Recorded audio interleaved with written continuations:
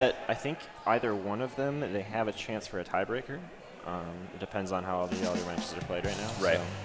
So, right. We'll definitely see. And I mean, we've seen in the past SRL have some crazy comebacks. Like, especially back when they were actually were one of the dominant teams, we've seen them have some crazy tournaments. Well, there's that L3 from Albino that I was telling you about. Yeah, that's pretty cool. Tenacity as well. Tenacity and Object Shredder. Interesting. I wonder what the Object Shredder is, or maybe he concerned about something in particular, but no no weapons that it works against in this. So we'll see how it works out. It looks like SRL's playing a little further back, or h-hewwo is playing a little further back than they really should. They do get a quick control out of that baller, and maybe they can get push up now. About here, going to watch the left, make sure he doesn't get flanked. Nice punish right there, knowing exactly where the enemy was going to go. Takes that out, and now it's a 4v2 situation. Swifty has special. Yep. It looks like they're doing the opposite of actually what you were suggesting earlier. They're anchoring left instead of anchoring right. Yeah. It's probably actually better to do that on zones. On zones, yeah. Well, also what you see where Swifty and Square are positioned, they're positioned really far upright, so that's preventing the flank. Yep, exactly. Proactively, and then you're also preventing the flank passively by anchoring left. Yeah, and a charger and a blaster can pretty much handle anything somebody tries to do to come from the right. I may actually steal that setup, honestly. Yeah, especially if you have a charger like Swift. Yeah, exactly. Swifty's good. Land the shots pretty well, And doesn't quite do it. I think it was a splashdown. Yeah, splashdown stopped that from happening, but it looks like it's going to be very difficult for Felix to take this out. Oh, man, they're going to get a knockout. Wow, that was a very strong start from h-hewwo. They're answering back hard. Yeah, no, definitely a lot more win in their sales compared to before. Oh, yeah. So something about that right side setup. What it reminded me of is when I used to play a lot of real-time strategy games. I got into for a while. I was playing like StarCraft, Halo Wars, a couple games like that.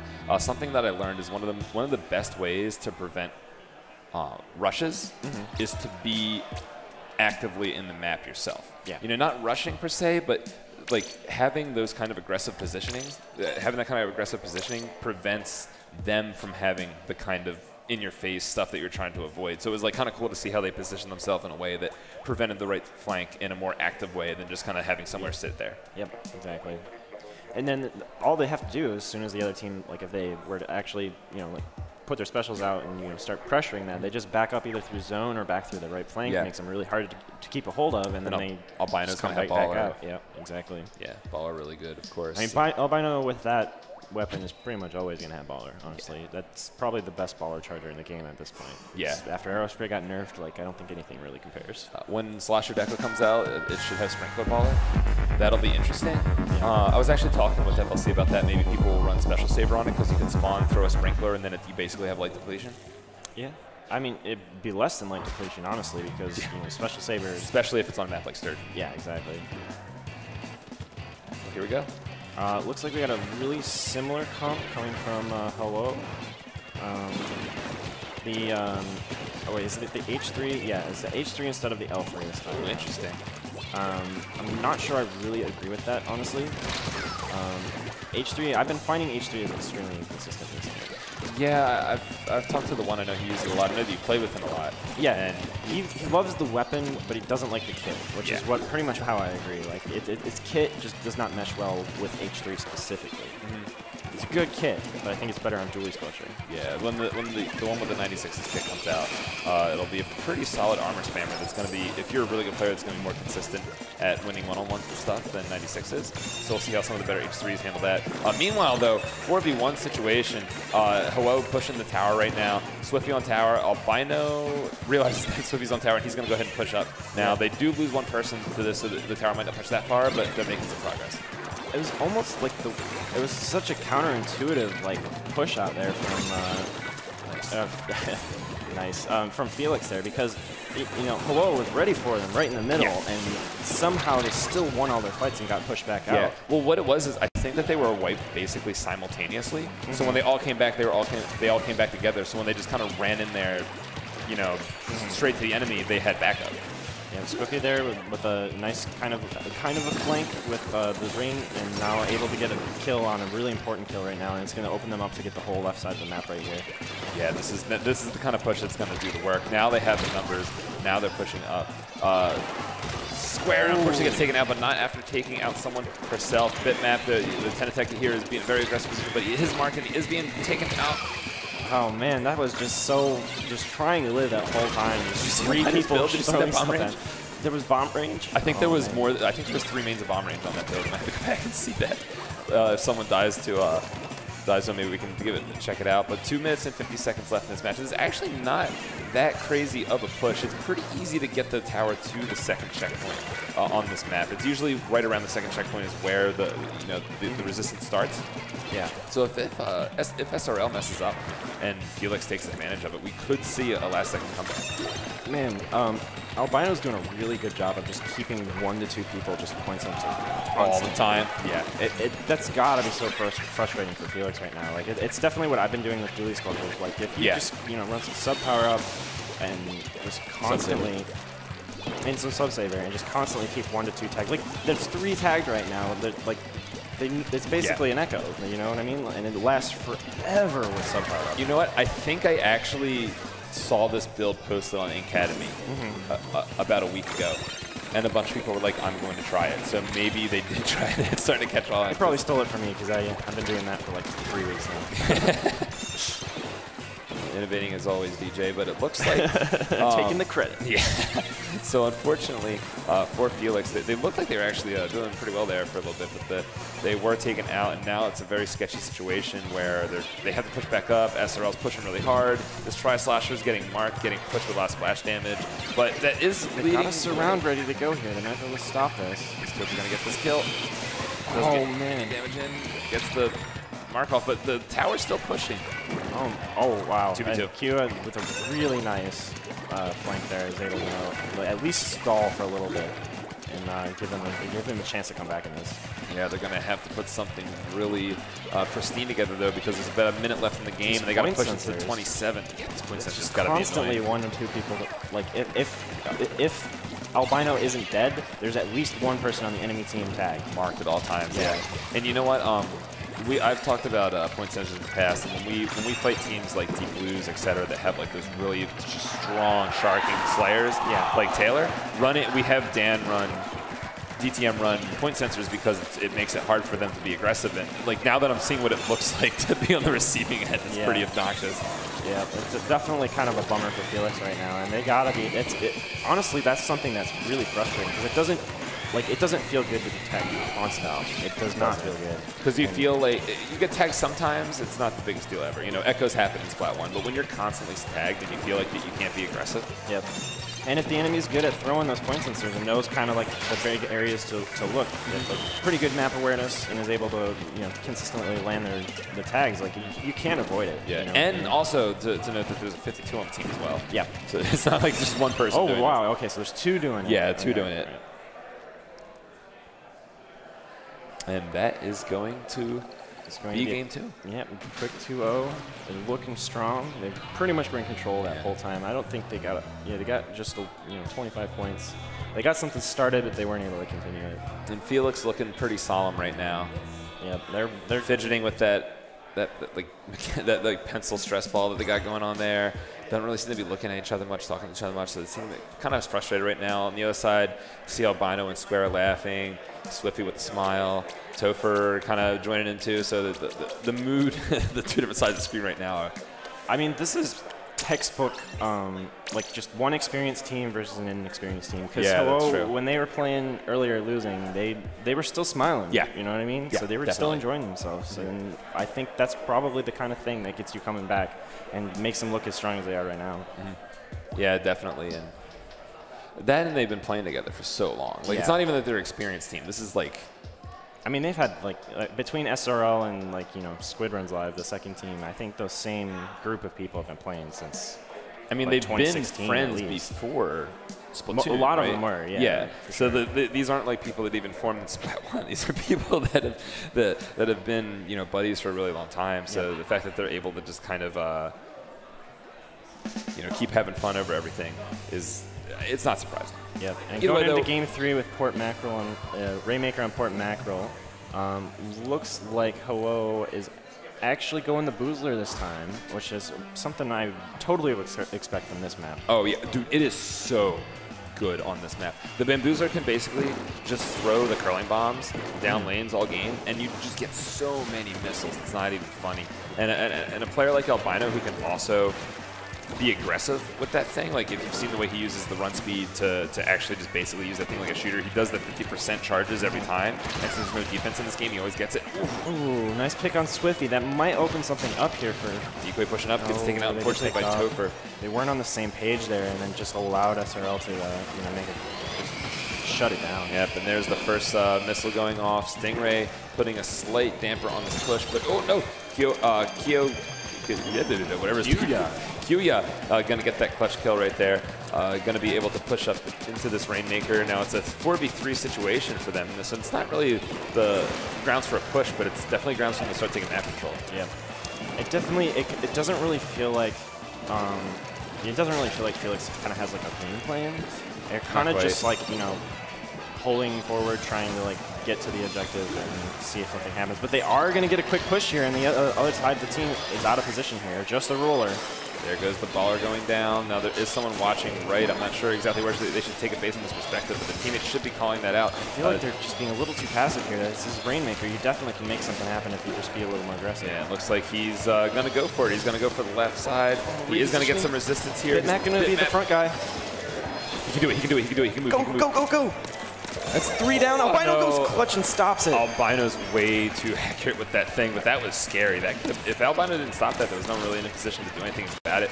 We have the roller runs out of ink. No, Albino, so unfortunate. He's gonna get the double. Oh, man. He went for it, man. That was really close, but that was such an unfortunate moment for that roller just running out of ink at the last second right there. Swifty up here up top's gonna start using the Rainmaker against some map control and SRL. We'll see how this experienced team gets map control compared to the other.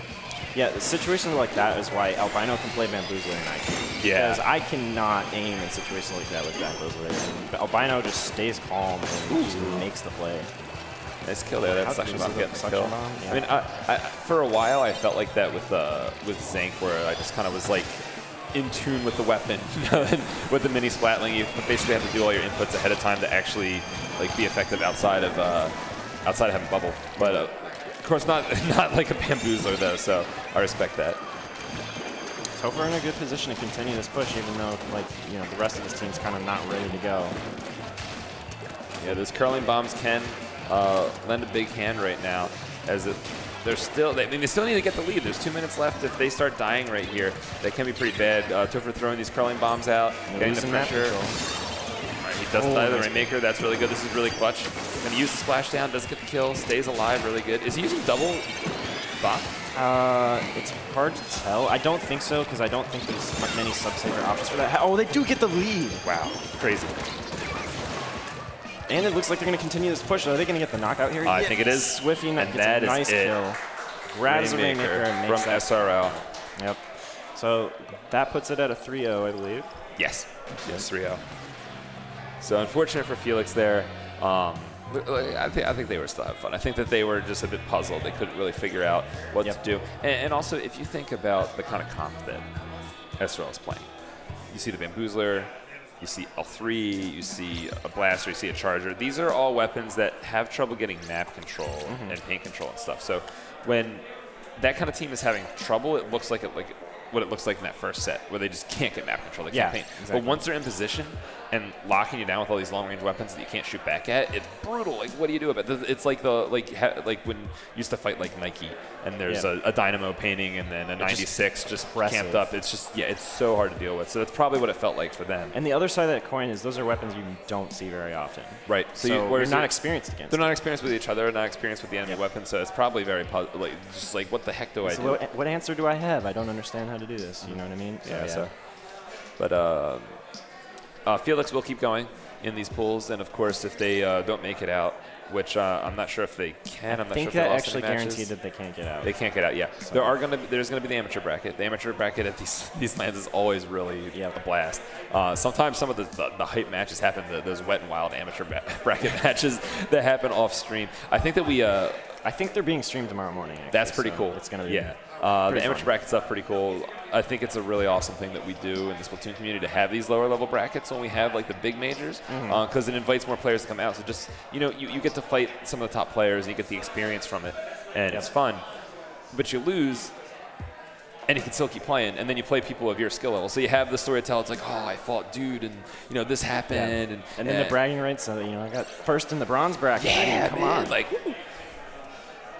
Give it up, and it also means that you have something to do both days. It's not like Smash tournaments where sometimes you just play, you drown in pools right away, and then. Yeah, I mean, I'm torn on it because you do get to party. I honestly just like watching day 2. Yeah. Just you have that option. You don't have to. You don't have to play in the lower bracket matches. You don't even have to use the same teams. You can form new teams and stuff. It's pretty cool. So if you want to go drink some soda and watch the matches, and your buddies want to play in the amateur brackets, you guys you have that option. Yep, definitely. But let's see. So looks like we have some of the other teams getting ready. We have a crowd forming here in front of us. What are the maps going to be for the next round? I'm trying to remember what they were. Rainmaker Manta, Tower Control Muscle Forge. So this was our set with these were crazy. I'm going to blame myself for us losing the Tower Control game with Moray, or else we would have. Yeah, we our set was crazy in this rotation too. If it wasn't Moray game 5, I think we would have won it. I made a not clear call. I should have just told nobody to jump down, but I said like I'm jumping down, only I jumped down. Like I made some like weird sentence that like took too long to like comprehend, and people jumped down and we died. It was ugly because we had that set. It came down to game 5 and I messed up, but it was a crazy set, and there was pop-offs. I don't know if streamer heard the screaming because the matches were happening right over there. Yeah. But it was a pretty crazy set. So we're starting out with Rainmaker Manta Maria. Rainmaker Manta Maria is a pretty interesting map, just because I think there's relatively more ways to take the Rainmaker on this game mode than any other game mode. I think you still want to take it right, but I mean it's not necessarily that there's more ways. I don't think it's just that the ways you can go are more evenly distributed. Yeah. There's not like a favorite way to take the Rainmaker every time. You know what I mean? If you can get the right side push, if you get a wipe, you always go right. Every time, yeah. Every time. But just someone with swim speed, just pick the thing up and you're gonna win. Like this map actually can almost be like black belly with speed. Yeah. If you get a wipe early on. If you get a wipe, pretty crazy. So we were scrimming Deep Blues on just Rainmaker Manta, like an all-nighter, and they were running a Dapple, and if they got a wipe, the Dapple with Object Shredder would just pop the Rainmaker, and he had like 4 mains of swim speed plus the lightweight weapon, so it's like 5 mains of swim speed, and it would just like sometimes you get a wipe and they would knock it out before you could score. It was ridiculous because they had someone else with like curling bombs. It was crazy. So the map can definitely happen, but if you don't get a wipe, it can be difficult because there's a lot of places where people can defend from, up in the bunker, up behind a lot of the cover, especially in base. They got to be in the position, but the positions are strong to stop. Yeah, and if you're good, you can do it. Yeah. And then moving on from that, Muscle Forge Tower Control, pretty interesting. We've always seen how the tower has to go through the trenches and stuff, and how the defense from there. I like to throw just a ton of bombs at the tower because you can throw bombs at the tower while it tries to go through that trench from a bunch of different angles, and it paints the trench as well, so it's like it gets control of the area for your teammates. And for me, I feel like Muscle Forge Tower Control is like if you get that second checkpoint, I feel like almost every time you're gonna knock it out. You knock it out from that point on. Yeah, it's just so hard because unlike Rainmaker, where you can't, going to that area isn't advantageous, you take the Rainmaker up to behind their snipe, and what do you do with it? You can't do anything, so you don't want to go there, and your teammates don't want to go there really either. Maybe one guy with splash damage, that's it. But in Tower Control, that's where it goes, and then all of a sudden you have everybody just kind of bunched up in the spot where they're just sharking, and you can't do anything, and the tower just pushes. It's nuts. I almost actually would rather that the tower path was kind of mirrored to Rainmaker. Yeah, on Tower Control for Muscle Forge because it goes down to the bottom right, and I feel like that is closer to your spawn. Oh, right. Than from the left, so it feels like it would make more sense to go left for it to go around, than right, or just maybe straight forward or something. And, something like that. Yeah, I could see that. I could see it being pretty interesting, but oh well, that's the game we play. Yeah. After that, we got Splatoon Sturgeon. It's probably the most Splat 1 zones game type of the new maps. This feels like. It almost feels like like Hammerhead or Walleye to me, where it's just like a lot of open sight lines. You know where they're coming every time. It's just whether or not you can make that stop. Yeah. You know, so it's definitely one of my more favorite game types. Right. I think on this game type specifically, you almost always get the better team winning it. Like you don't really see like quick knockouts from a quick wipe. Yeah, it's definitely, you got to be honest to win on that map. Especially since like the ways to get out of your base aren't really like the most useful ways out of your base, but they require a large shift in positioning from the enemy to deal with. So if you're just kind of fluent about the way that you do stuff. Yep. So next we actually have Blackberry Sorbet, which was pretty much Tomo against Spicy Kraken Assassins, which is SKR Bob, Monado Boy, Skylar, and Jazzy Jazz. And Sorbet, we got Toon, Octopops, Kyo, and Blue Takanoko. So this is definitely a very high school game we're about to watch right here. Yeah, this is going to be kind of nuts. Like we were talking about, Blackberry Sorbet, Tomo are the expected people to take this, but I mean, SKR has been going off today, so anything can happen. So we're going to take a quick 5-minute break while people get set up. I'm going to get some water. Yeah. I'm ready for it. I think I've had 6 of these so far today. So I've had an energy drink and then like another 5 of these. It's all right. We'll see you guys when we get back. Stay tuned.